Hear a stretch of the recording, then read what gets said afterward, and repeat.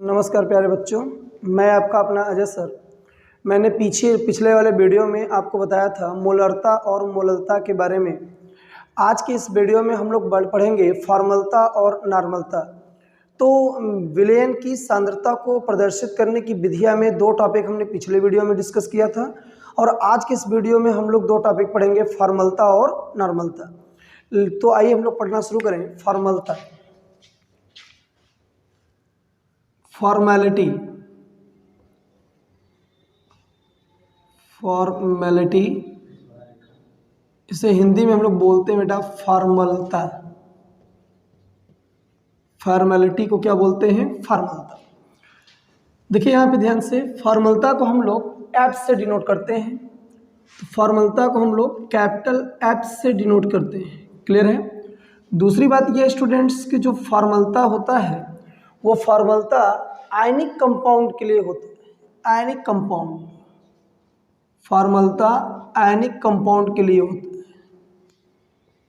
और इसी में आपको एक और छोटी सी बात बता दूं, मैंने पिछले वीडियो में नहीं बताया हुआ था। मोलरता जो होता है वो आणविक यौगिकों पे लागू होता है और फॉर्मलता जो है वो आयनिक यौगिकों के लिए लागू होता है। आयनिक यौगिक का क्या मतलब स्टूडेंट्स? तो आयनिक यौगिक का मतलब होता है, जैसे आयनिक यौगिक का मतलब हो गया सोडियम क्लोराइड NaCl। इसके बाद बात करें हम लोग KCl। इसके बाद बात करें हम लोग Na2SO4 सोडियम सल्फेट। हम बात करें Na2CO3 सोडियम कार्बोनेट एक्सेट्रा। ये सब जो कंपाउंड होते हैं स्टूडेंट्स, ये होते हैं आपके आयनिक यौगिक। तो फॉर्मलता जो होता है वो आयनिक यौगिकों के लिए लागू होता है और फॉर्मलता जो होता है वो आयनिक यौगिकों के लिए लागू होता है। और जो मोलरता होता है स्टूडेंट्स, मोलरिटी, वो आपका इधर थोड़ा सा मैं बता रहा हूँ। मोलरिटी, मोलरता, जो मोलरता होता है स्टूडेंट्स, ये आपका मॉलिक्यूलर कंपाउंड आणविक यौगिकों के लिए लागू होता है। मॉलिक्यूलर कंपाउंड आणविक यौगिक। और आणविक यौगिक में कैसा यौगिक स्टूडेंट्स? तो ये होता है आपके सहसंयोजक यौगिक। जैसे मैं इसका कुछ एग्जांपल आपको बताऊं, C6H12O6। एग्जाम्पल आगे देखिए C2H5OH एथिल अल्कोहल। फिर आप देखिए CH3COOH एक्सेट्रा। ये सब, तो ये सब जो कंपाउंड होते हैं इन्हें बोलते हैं मॉलिक्यूलर कंपाउंड। तो आणविक यौगिकों के लिए मोलरता शब्द का प्रयोग किया गया है और आयनिक यौगिकों के लिए हम लोग फॉर्मलता शब्द का प्रयोग करते हैं। तो फॉर्मलता और मोलरता में आपको अंतर समझ में आया होगा कि मोलरता आणविक यौगिकों के लिए लागू होता है और फॉर्मलता जो होता है वो आयनिक यौगिकों के लिए लागू होता है। ठीक, आयनिक कंपाउंड का मतलब हुआ कि जिसमें दो आयन हो। आयनिक कंपाउंड का मतलब होता है स्टूडेंट्स जिसमें दो आयन हो, एक पॉजिटिव आयन हो और एक स्टूडेंट्स निगेटिव आयन हो। क्लियर?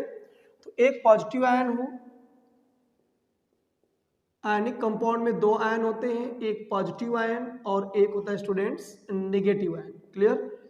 तो दो आयन होगा पॉजिटिव और निगेटिव, तो उससे हम बोलेंगे क्या था? आयनिक यौगिक। तो इस तरह से आप समझिएगा, ऐसा यौगिक जिसमें पॉजिटिव आयन और निगेटिव आयन दोनों प्रेजेंट होते हैं उससे हम लोग कहते हैं आयनिक यौगिक, आयनिक कंपाउंड। Clear students? फिर आगे हम लोग बात करें, देखिए आगे क्या होगा।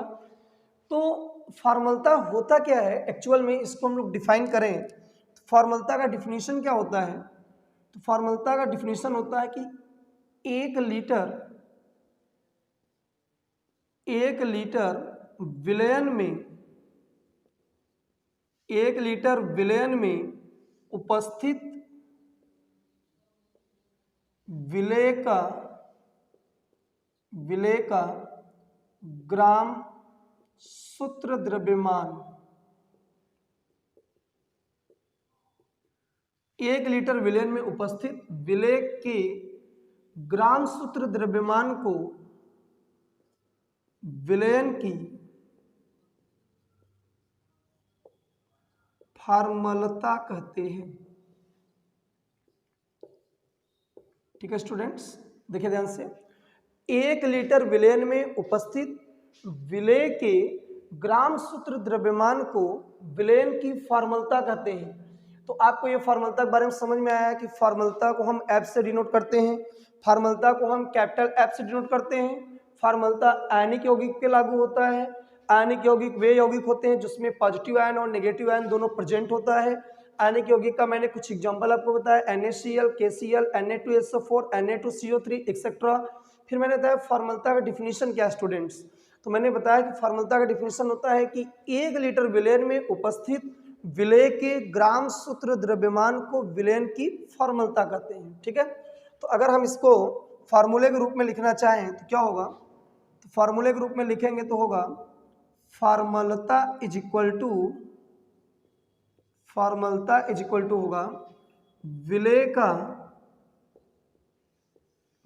का ग्राम सूत्र द्रव्यमान, विलेय का ग्राम सूत्र द्रव्यमान बटे विलयन का आयतन लीटर में, विलयन का आयतन लीटर में। ठीक, इसको हम लोग फॉर्मूले के रूप में लिखें इस तरह से सिंबल के रूप में, तो फॉर्मलता को हम कैपिटल F से डिनोट करते हैं। फिर इसके बाद विलेय का ग्राम सूत्र द्रव्यमान, तो विलेय का ग्राम सूत्र द्रव्यमान लिखेंगे हम लोग,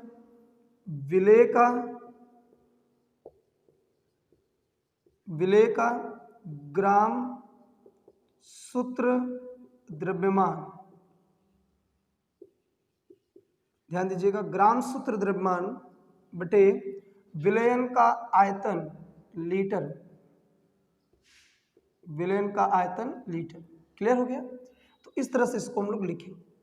तो फॉर्मलता का फॉर्मूला क्या हो गया, विलेय का ग्राम सूत्र द्रव्यमान बटे विलयन का आयतन लीटर में। क्लियर स्टूडेंट्स, अब एक और थोड़ा सा इसमें चीज आप समझने का प्रयास करिएगा कि विलेय का ग्राम सूत्र द्रव्यमान क्या है। तो पहले ये बात करें ग्राम सूत्र द्रव्यमान का क्या मतलब है।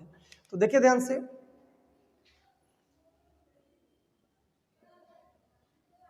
ग्राम सूत्र द्रव्यमान, ग्राम सूत्र द्रव्यमान का मतलब होता है स्टूडेंट्स भार बटे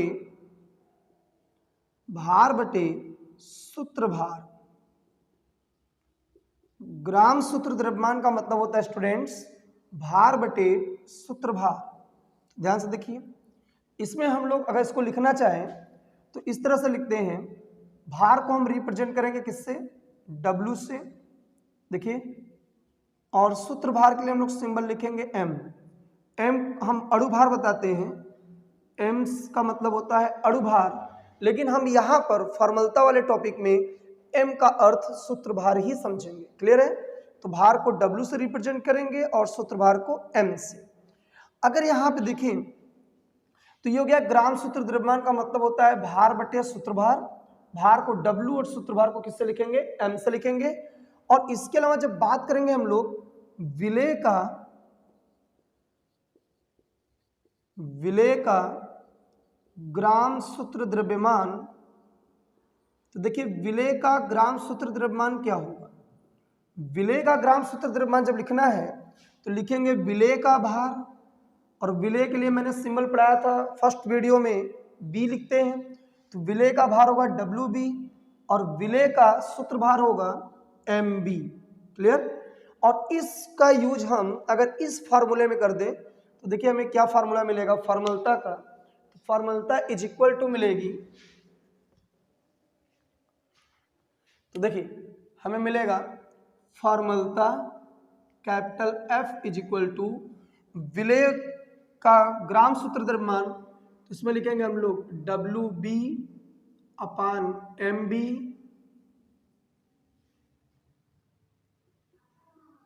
अपान में क्या होगा विलयन का आयतन लीटर में, तो ये होगा V इन लीटर, और ये MB कहाँ आ जाएगा स्टूडेंट्स नीचे, तो फॉर्मलता इज इक्वल टू होगा WB अपान में MB into V in litre. ये फार्मूला हो जाएगा। इस फार्मूले में कौन क्या चीज है बताएं आपको, F जो है उससे हम बोलते हैं विलेन की फॉर्मलता, इसे इंग्लिश में बोलते हैं फॉर्मेलिटी ऑफ सॉल्यूशन। आगे है WB, इसे बोलेंगे विलेय का भार WB एम बी का मतलब हो गया, एम बी का मतलब हो गया आयनिक यौगिक का, एक मिनट यहाँ पे थोड़ा सा चेंज कर लीजिएगा स्टूडेंट्स, यहाँ पे लिख लीजिएगा आयनिक, आयनिक यौगिक, आयनिक विलेय का ग्राम सूत्र द्रव्यमान, क्लियर, आयनिक विलेय का ग्राम सूत्र द्रव्यमान। तो यहाँ लिखेंगे विलेय का भार, यहाँ पे थोड़ा सा यहाँ करेक्शन करिएगा, लिखिएगा आयनिक विलेय का भार, और यहाँ लिखेंगे आयनिक विलेय का, आयनिक विलेय का सूत्र भार, आयनिक विलेय का सूत्र भार। क्लियर हो गया। बाकी आपको भी का मतलब समझ में आ रहा है, भी क्या है, विलयन का आयतन, विलयन का आयतन लीटर। Clear students.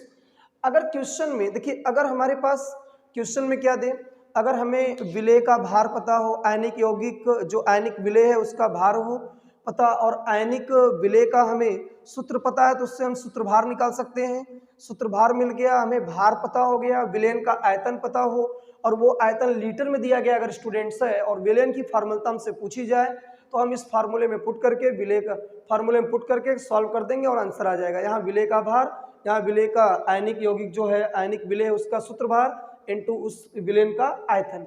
लेकिन कभी कभी क्या होता है, मैक्सिमम चांस ये होता है कि जो विलयन का आयतन है स्टूडेंट्स वो लीटर में ना देकर के मिलीलीटर में देता है क्वेश्चन में। तो अगर मिलीलीटर में देगा तो मिलीलीटर को हम लीटर में कन्वर्ट करेंगे, और मिलीलीटर को लीटर में कन्वर्ट करने के लिए 1000 से हम डिवाइड करते हैं। तो फार्मूला हमारा इस रूप में हो जाएगा कि WB अपान में MB इंटू V इन ml। अगर आयतन मिलीलीटर में दिया है तो इससे हम लीटर में चेंज करने के लिए 1000 से डिवाइड करेंगे, यहाँ पे 1000 से डिवाइड करेंगे लीटर में चेंज करने के लिए, और ये 1000 कहाँ जाएगा ऊपर। तो मैं इसको डायरेक्ट यहाँ पे लिख देता हूँ कि अगर आयतन मिलीलीटर में दिया करे तो आप इस फार्मूले का यूज करेंगे, और अगर आयतन लीटर में दिया करे तो आप इस फार्मूले का यूज कर लेंगे। क्लियर, फार्मलता के लिए।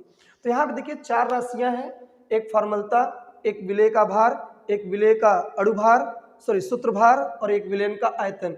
इन 4 राशियों में से कोई भी 3 राशि आपको दी जाएगी और एक राशि आपसे निकालने के लिए कह दिया जाएगा। ठीक है, एक बार मैं फिर से आपको ये चीजें रिपीट कर देता हूं कि क्या क्या मैंने आपको पढ़ाया। तो मैंने आज पढ़ाया आपको इस वीडियो में फॉर्मेलिटी। अब तक मैं आपको फॉर्मेलिटी के बारे में बताया हूं, फॉर्मलता क्या है।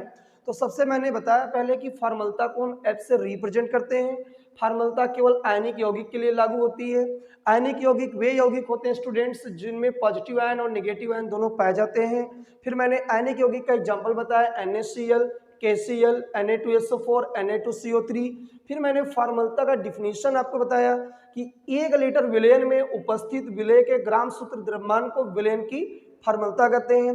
फार्मूला मैंने बताया कि फॉर्मलता क्या होता है, आयनिक विलेय। कौन सी रहेगा बेटा, विलेय आयनिक रहेगा। तो आयनिक विलेय का ग्राम सूत्र द्रव्यमान बटे विलयन का आयतन लीटर में। फिर मैंने फॉर्मलता को इस तरह से लिखा।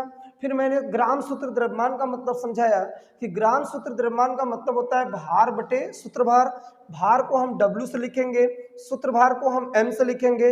मोलरता और मोललता पढ़ाते समय मैंने बताया था कि अणु भार को M से लिखते हैं, यानी फॉर्मलता वाले हेडिंग में आप याद रखेंगे कि सूत्र भार के लिए हम M का ही प्रयोग करेंगे। क्लियर। तो विलेय का जब ग्राम सूत्र द्रव्यमान लिखेंगे तो विलेय के लिए क्या सिंबल यूज कर लेंगे, B। WB का मतलब विलेय का भार, MB का मतलब हो गया विलेय का सूत्र भार। विलेय मतलब आयनिक विलेय जो है। फिर इस फार्मूले का यूज हमने यहाँ पे कर दिया इस वाले इसमें, तो ये हो गया फार्मलता is equal to WB upon MB upon V। तो ये MB नीचे आ गया, तो WB upon MB into V in litre. लेकिन अगर आयतन लीटर में ना देकर मिलीलीटर में देगा स्टूडेंट्स, तो हम इस तरह से 1000 का मल्टीप्लाई कर दें। तो फार्मलता समझ में आया होगा आप लोगों को। फार्मलता के बाद आइए दूसरे टॉपिक के बारे में डिस्कस करें जिसका नाम है नॉर्मलता। तो नॉर्मलता के बारे में अध्ययन किया जाए। नॉर्मलता, इसे इंग्लिश में बुलाते हैं स्टूडेंट्स नॉर्मेलिटी। नॉर्मेलिटी, नॉर्मलता, इसे हम रिप्रेजेंट करते हैं स्टूडेंट्स कैपिटल N से। तो आइए समझने का प्रयास किया जाए कि नॉर्मलता क्या चीज होती है। नॉर्मलता का मतलब होता है, पहले समझ लें, नॉर्मलता का यूज सॉल्यूशन में बहुत कम है, लेकिन सॉल्यूशन चैप्टर में जो न्यूमेरिकल्स दिए गए हैं उसमें नॉर्मलता टॉपिक बार बार आता है, तो सोल्यूशन लगाने में कोई कठिनाई ना हो सोल्यूशन सॉल्व करने में, इसलिए नॉर्मलता टॉपिक के बारे में हम डिस्कस कर लें। और नॉर्मलता का सोल्यूशन में बहुत ज़्यादा रोल नहीं है, लेकिन न्यूमेरिकल में इसका रोल है, इसलिए हम इसको यहाँ पे डिस्कस कर रहे हैं नॉर्मलता के बारे में। तो नॉर्मलता को इंग्लिश में बोलते हैं नॉर्मेलिटी, और इसे हम रिप्रेजेंट करते हैं कैपिटल एन से। क्लियर? नॉर्मलता के बारे में देखें, नॉर्मलता का डिफिनीशन होता है 1 लीटर विलेन में उपस्थित विलेय का 1 लीटर विलेन में उपस्थित विलेय के ग्राम तुल्यांकी भार को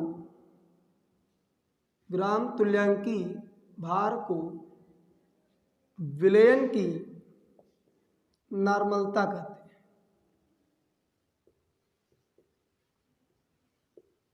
विलयन की नॉर्मलता कहते हैं। ध्यान से सुनिएगा, डिफिनीशन पहले ध्यान से देखिए।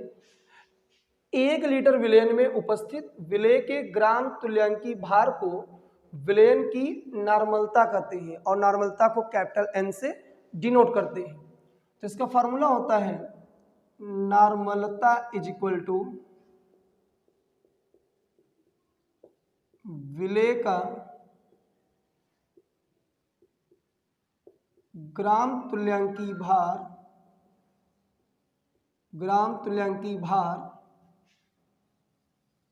बटे में होता है विलयन का आयतन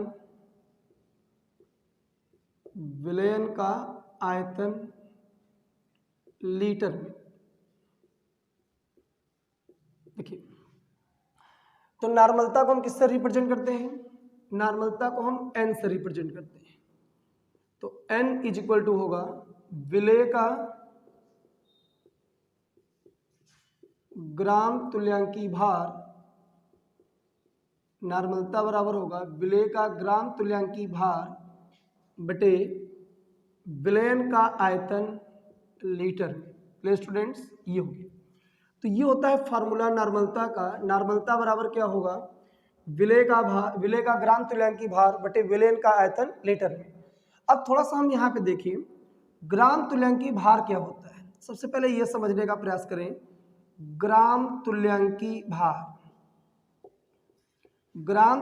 भार होता है, ग्राम तुल्यांकी भार बराबर क्या होता है स्टूडेंट्स, इसके बारे में हम लोग बात करें तो ग्राम तुल्यांकी भार बराबर होता है भार बटे अणुभार। ध्यान से सुनिए, भार बटे अणुभार, इससे हम लोग बोलते हैं ग्राम तुल्यांकी भार।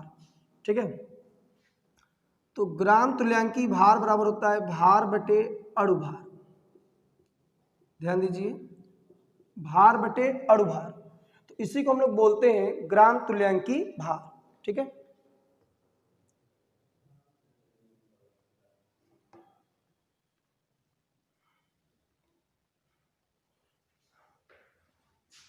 सॉरी यहाँ पे गलत हुआ है। ग्राम तुल्यांकी भार बराबर होगा भार बटे तुल्यांकी भार। इस तरह से लिखिए, भार बटे तुल्यांकी भार। ध्यान दीजिएगा, तो ग्राम तुल्यांकी भार बराबर क्या होगा? भार बटे तुल्यांकी भार। अब थोड़ा सा उसको लिखा जाए, ग्राम तुल्यांकी भार बराबर होगा, भार के लिए हम लोग क्या सिंबल यूज करेंगे? W अपान तुल्यांकी भार के लिए क्या सिंबल यूज किया जाता है? E। तो ग्राम तुल्यांकी भार बराबर होता है W अपान में E। ठीक है, और यहाँ पे हम किसका ग्राम तुल्यांकी भार लिख रहे हैं? विलेय का। तो विलेय का जब ग्राम तुल्यांकी भार लिखेंगे तो देखिए क्या होगा, विलेय का, पहले आपको ये लिखने का ढंग हुआ कि नहीं, कि ग्राम तुल्यांकी भार बराबर क्या होगा बेटा? भार बटे तुल्यांकी भार। लेकिन जब विलेय शब्द का प्रयोग किया जाएगा, तो मैंने विलेय के लिए सिंबल यूज किया है B। तो जब विलेय का हम ग्राम तुल्यांकी भार लिखेंगे तो यहाँ पे B, यहाँ पे V, तो जाएगा विलेय का ग्राम तुल्यांकी भार, विलेय का ग्राम तुल्यांकी भार बराबर होगा विलेय का भार बटे विलेय का तुल्यांकी भार। क्लियर? और इसको हम अगर यहाँ पे रख दें तो हमारा फॉर्मूला हो जाएगा नॉर्मलता बराबर ऊपर हो जाएगा विलेय का भार बटे विलेय का तुल्यांकी भार, और अपान में हो जाएगा V इन लीटर, और ये जो EB है वो आ जाएगा नीचे। तो यहाँ से हम पाएंगे नॉर्मलता इज इक्वल टू WB अपान में EB into V in litre. Clear, ये हो जाएगा फार्मूला। लेकिन अगर यहीं पे आयतन हमारा मिलीलीटर में हो तब हम क्या करेंगे, आयतन अगर मिलीलीटर में है तब हम फार्मूला यूज करेंगे नॉर्मलता इज इक्वल टू WB अपान में EB इंटू V इन ml। अगर आयतन मिलीलीटर में दिया है तो इसे लीटर में कन्वर्ट करने के लिए 1000 से डिवाइड कर लेंगे यहाँ पे, और ये ऊपर आ जाएगा, फार्मूला इस रूप में मिल जाएगा। तो नॉर्मलता बराबर होगा WB इंटू 1000 अपान EB इंटू V। इसमें कौन क्या है एक बार हम देख लें कि N को हम कहते हैं नॉर्मलता, नॉर्मेलिटी, और WB को हम बोलेंगे विलेय का भार, विलेय का भार, और EB को हम बोलते हैं विलेय का तुल्यांकी भार, विलेय का तुल्यांकी भार, और V को हम बोलते हैं विलयन का आयतन, विलयन का आयतन। ठीक है स्टूडेंट्स, अब थोड़ा सा ध्यान दीजिएगा। तो ये नॉर्मलता आपको समझ में आया होगा, नॉर्मलता में क्या क्या चीजें थी। तो मैंने बताया जैसा कि नॉर्मलता का मतलब हुआ कि 1 लीटर विलयन में उपस्थित विलेय के ग्राम तुल्यांकी भार को विलयन की नॉर्मलता कहते हैं। नॉर्मलता को हम लोग कैपिटल N से रिप्रेजेंट करते हैं। फार्मूला होता है नॉर्मलता इज इक्वल टू विलेय का ग्राम तुल्यांकी भार बटे विलयन का आयतन लीटर में, और इसको अगर हम फार्मूले के रूप में, सिंबल के रूप में यूज करें तो N इज इक्वल टू विलेय का ग्राम तुल्यांकी भार बटे विलयन का V इन लीटर।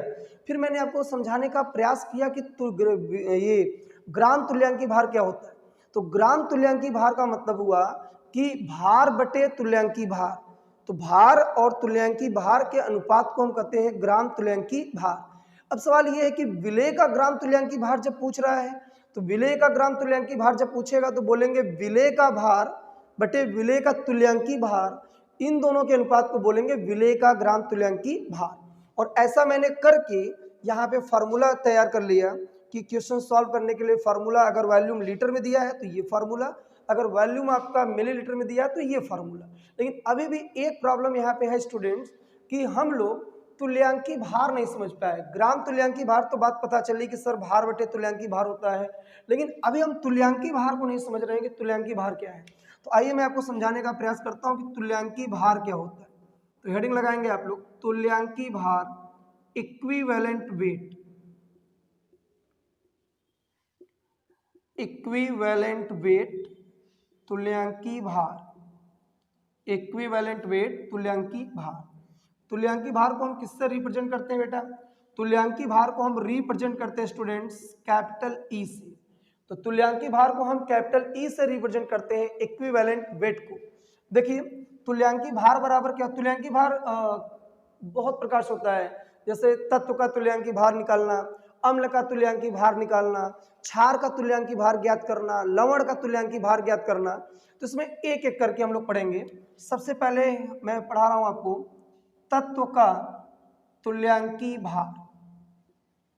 देखिए तत्व का तुल्यांकी भार equivalent weight of element, equivalent weight of element, तत्व का तुल्यांकी भार। देखिए क्या होगा, तो किसी भी तत्व का तुल्यांकी भार क्या होता है, तो तत्व का तुल्यांकी भार बराबर होता है उस तत्व का भार, उस तत्व का भार बटे अणु भार। ये देखिए एटॉमिक मास अपान मॉलिक्यूलर मास। क्लियर, उस तत्व का भार बटे अणु भार। अब जरा देखिए तुल्यांकी भार क्या होगा, किसी भी तत्व का तुल्यांकी भार बराबर होता है उस तत्व का भार बटे भार बटे संयोजकता वैलेंसी, भार बटे संयोजकता वैलेंसी। तो किसी भी तत्व का तुल्यांकी भार बराबर होगा उस तत्व का परमाणु भार बटे संयोजकता। अब देखिए क्या होगा, संयोजकता की प्रॉब्लम आ गई। संयोजकता क्या होती है, तो संयोजकता का मतलब समझने का प्रयास करेंगे। वैलेंसी, किसी भी तत्व के अंतिम कक्षा में उपस्थित अयुग्मित इलेक्ट्रॉनों की संख्या को उस तत्व की संयोजकता कहते हैं। एक बार फिर से सुनिए, किसी भी तत्व के अंतिम कक्षा में उपस्थित अयुग्मित अनपेयर्ड इलेक्ट्रॉन, अयुग्मित इलेक्ट्रॉनों की संख्या को उस तत्व की संयोजकता कहते हैं। तो अगर ये बात समझ में आ रही है तो आइए कुछ एग्जांपल यहाँ पे मैं कराता हूँ। पहला देखिए, अगर मैं आपसे पूछ लूँ ENA, ENA का मतलब हुआ कि सोडियम का तुल्यांकी भार। सोडियम का तुल्यांकी भार क्या होगा? तो पहले सोडियम का आप लिखिए परमाणु भार। तो सोडियम का परमाणु भार कितना होगा? 23 अपान में सोडियम की संयोजकता कितनी होती है? 1। तो 1 का आप डिवाइड करेंगे 23 में तो सोडियम का तुल्यांकी भार कितना आ जाएगा? 23। अब सोडियम को ऐसे लिखते हैं स्टूडेंट्स, देखिए यहाँ पे मैं आपको इधर बताऊं, सोडियम को आप ऐसा लिखते हैं 11 23। तो ये जो ऊपर लिखा हुआ है वही इसका क्या है? परमाणु भार है, A है। वैसे भी हम किसी भी एलिमेंट का सिंबल लिखते हैं ZA, तो ये आपका परमाणु भार, ये आपका होता है एटॉमिक नंबर। ध्यान दीजिएगा यहाँ पे। फिर दूसरा आपके पास है कि अगर मान लीजिए किसी ने पूछ लिया कैल्शियम का तुल्यांकी भार बताइए, तो कैल्शियम का परमाणु भार होता है कितना? 40 अपान में कैल्शियम की संयोजकता कितनी होती है? 2। तो यहाँ से इसको कैंसिल आउट करेंगे तो कितना होगा? 20। तो इस तरह से कैल्शियम का तुल्यांकी भार कितना हो गया? 20। इसी तरह से आप देखें, अगर मैं कह दूं क्लोरीन का तुल्यांकी भार बताइए, तो क्लोरीन का परमाणु भार होता है 35.5 अपान इसकी संयोजकता 1। तो यहाँ से हो जाएगा 35.5, ये हो जाएगा क्लोरीन का तुल्यांकी भार। इसी तरह से हम देखें कि अगर मैं ऑक्सीजन का तुल्यांकी भार की बात करूं, तो ऑक्सीजन का परमाणु भार होगा 16 और ऑक्सीजन का जो संयोजकता होती है वो कितना होता है? 2। तो यहाँ से इसको कैंसिल आउट करेंगे, 8 टाइम्स होगा, तो इसका तुल्यांकी भार कितना हो गया? 8। तो इस तरह से आप तुल्यांकी भार तत्वों का निकालना सीख लेंगे। अभी मैं आपको आगे बताता हूँ अम्ल का तुल्यांकी भार निकालना, क्षार का तुल्यांकी भार निकालना, लवण का तुल्यांकी भार निकालना। ठीक है,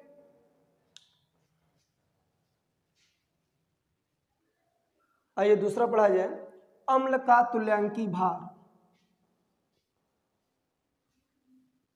अम्ल का तुल्यांकी भार, इक्विवेलेंट वेट ऑफ एसिड, इसे इंग्लिश में बोलेंगे इक्विवेलेंट वेट ऑफ एसिड, अम्ल का तुल्यांकी भार।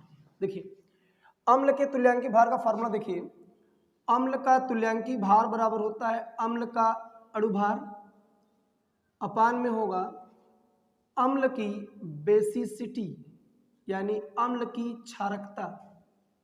अम्ल का तुल्यांकी भार बराबर होगा अम्ल का सूत्रभार बटे अम्ल की क्षारकता। अब ये वर्ड आया कि क्षारकता क्या होती है, बेसिसिटी क्या होता है। तो अम्ल की क्षारकता क्या होती है? अम्ल जितना हाइड्रोजन त्याग देता है उसी की संख्या को अम्ल की क्षारकता कहते हैं। ध्यान सुनिए, कोई भी अम्ल जितना हाइड्रोजन, जितना H+ आयन रिलीज करता है उसी की संख्या को हम अम्ल की क्षारकता कहते हैं। तो ध्यान से देखिए इस पे कुछ एग्जांपल, जैसे मान लीजिए मैंने आपसे कहा कि H2SO4, इस तरह से मैं क्वेश्चन लिख रहा हूं कि HCl हाइड्रोक्लोरिक एसिड है, इसका तुल्यांकी भार बताइए। तो HCl का तुल्यांकी भार बताने के लिए HCl का हम क्या लिखेंगे? पहले फॉर्मूला लिखेंगे HCl का सूत्रभार अपान में हो जाएगा HCl की बेसिसिटी। देखिए क्या होगा, सॉल्व करिए इसको। तो HCl का सूत्रभार हाइड्रोजन का कितना होगा? 1 प्लस क्लोरीन का कितना होगा? 30। क्लोरीन का कितना होगा? क्लोरीन का हो जाएगा सूत्रभार, तो ये हो जाएगा आपका कितना बेटा? 17। 35.5 ये लिखेंगे अपान में इसकी क्षारकता कितनी होगी? 1, तो ये हो जाएगा 36.6। एक बार मैं इसको चेक कर लेता हूं, ठीक है। तो यहां से हम लोग HCl का अगर हमें तुल्यांकी भार निकालना है तो HCl का सूत्रभार बट्टे HCl की क्षारकता। तो HCl का सूत्रभार कैसे निकालेंगे? हाइड्रोजन का कितना होगा? 1, क्लोरीन का कितना होता है? 35.5, दोनों को ऐड कर लेंगे तो हो जाएगा 36.6 अपान में इसकी क्षारकता। HCl में से कितना हाइड्रोजन निकलता है? आप देखेंगे HCl को अगर आप ब्रेक करेंगे स्टूडेंट्स तो मिलेगा H+ और Cl-। तो HCl ने एक हाइड्रोजन प्लस निकाला है, रिलीज किया है, इसलिए इसकी क्षारकता कितनी होगी? 1। कोई भी अम्ल जितना H+ आयन रिलीज करता है वही उसकी क्षारकता होती है, तो यहाँ से 1 निकलेगा, इसलिए इसकी क्षारकता 1 और 1 का डिवीजन करेंगे तो ये आएगा। दूसरा देखिए, अगर मान लीजिए आपसे पूछा EH2SO4 सल्फ्यूरिक एसिड का तुल्यांकी भार, तो सल्फ्यूरिक एसिड का तुल्यांकी भार अगर हमें निकालना है तो फिर सूत्रभार बटे क्षारकता बेसिसिटी कितना होगा? सूत्रभार आइए, हाइड्रोजन यहाँ पे 2 है तो 2 प्लस सल्फर का कितना होता है? सल्फर का होता है 32 प्लस ऑक्सीजन कितना होता है? 16, 4 टाइम्स है 16 × 4 डिवाइडेड बाई इसकी क्षारकता, यहाँ से 2 हाइड्रोजन रिलीज होता है तो क्षारकता 2। अब इसे सॉल्व करेंगे, 32 और 2 मिलकर 34 और ये हो जाएगा 16 चौका 64, 64 और 34 मिलकर हो जाएगा 98/2। सॉल्व करेंगे तो हो जाएगा 49। इस तरह से H2SO4 का तुल्यांकी भार हो जाएगा 49। इसी तरह से मैं कुछ और 1-2 एग्जाम्पल आपको देता हूँ। जैसे अगर ये कह दिया गया कि H3PO4 का तुल्यांकी भार बताएं, तो H3PO4 का तुल्यांकी भार कैसे निकालेंगे? फिर से फार्मूला, सूत्रभार बटे क्षारकता बेसिसिटी कितना होगा? सूत्रभार निकालें, 3 हाइड्रोजन यहाँ पे है तो 3 प्लस फास्फोरस 15 दूना 30 ये होगा, ऑक्सीजन का 16 × 4 बेसिसिटी, तो यहाँ कितना हाइड्रोजन ये देता है? 3, तो ये हो गया 3 H+ आयन है तो बेसिसिटी 3 होगी, ये कितना हो जाएगा आपका? 97/3। क्लियर है? 97/3 हो जाएगा ये। 64 और 33 97, इसको हम काटेंगे तो कितना आएगा? तो ये 32 32 3 96, 3 त्रिका 9, 3 दूनी 6 और दशमलव लगा के फिर 3 और फिर 3, इस तरह से 32.33। अच्छा, ये आप थोड़ा सा देखिए, इसका स्ट्रक्चर देखिए H3O4 का, तो आपको ज़्यादा समझ में आएगा कि कितना H+ देता है। अगर हम H3O4 का स्ट्रक्चर बनाएंगे तो यहाँ पे फास्फोरस H3PO4 फास्फोरस, एक OH इधर OH, एक OH यहाँ पे और एक OH इस साइड में, और यहाँ से डबल बॉन्ड रहेगा और ये होगा आपका ऑक्सीजन। तो यहाँ पे देखिए एक हाइड्रोजन यहाँ से रिलीज हो जाता है, एक हाइड्रोजन यहाँ से रिलीज हो जाएगा और एक हाइड्रोजन यहाँ से रिलीज होगा, तो हमें कुल 3 H+ मिलते हैं। तो इसलिए यहाँ पे इसकी बेसिसिटी कितनी होती है स्टूडेंट्स? 3। लेकिन कॉम्पिटेटिव एग्जाम में क्या होगा, इस तरह से आपको क्वेश्चन दे दिया जाएगा कि H3PO3 का तुल्यांकी भार बताइए, तो आप क्या करेंगे? फार्मूला लिखेंगे और सूत्रभार अपान में बेसिसिटी क्षारकता, और आप देखेंगे इसका सूत्रभार 3 प्लस 15 दूना 30 प्लस 16 तिया 48, 16 × 3 अपान में। अब क्षारकता लिखने की बारी आएगी तो आप देखेंगे यहाँ पे एक हाइड्रोजन था तो आपने क्षारकता 1 लिख दिया, यहाँ पे 2 दिखा तो 2 लिख दिया, यहाँ पे 3 हाइड्रोजन है तो 3 लिख दिया। यहाँ पे 3 हाइड्रोजन देख के अगर 3 लिखे तो ये आप तुरंत गलत कर देंगे, क्योंकि ये नहीं है, ये आप स्ट्रक्चर देख के ही आप समझ पाएंगे जब इसका डेप्थ नॉलेज लेंगे। जैसे मैं H3PO3 का स्ट्रक्चर बना के बताऊं तो यहाँ पे P होगा, डबल बॉन्डेड ऑक्सीजन, एक हाइड्रोजन, यहाँ पे एक OH और इधर एक OH, यहाँ से एक हाइड्रोजन रिलीज होगा, एक हाइड्रोजन रिलीज होगा, तो हमें यहाँ पे केवल 2 हाइड्रोजन ही मिलते हैं। H3PO3 केवल 2 हाइड्रोजन ही रिलीज करता है, 2 H+ रिलीज करता है, इसलिए इसकी बेसिसिटी स्टूडेंट्स 2 होती है। यहाँ 3 देख के मत कर दीजिएगा, नहीं तो ये गलत हो जाएगा। ये हाइड्रोजन यहाँ पे रिलीज नहीं होता है H+ आयन के फॉर्म में। तो अब सॉल्व करिए, कितना होगा? 30 + 3 33, 16 3 48, 48 और 33 कितना हो जाएगा? 40 30 70 और 8 3 11 यानी कि 81/2, 2 चौका 8 हो जाएगा, 40 दूना 80 हो जाएगा और पॉइंट में 5, तो ये हो जाएगा आपका 40.5। ये हो गया। इस तरह से निकालते हैं किसी भी अम्ल का तुल्यांकी भार। तो अम्ल का तुल्यांकी भार निकालने का तरीका समझ में आया होगा कि अम्ल का तुल्यांकी भार बराबर होता है अम्ल का सूत्रभार बटे अम्ल की क्षारकता। ठीक है, तो आप इसको नोट कर लीजिए।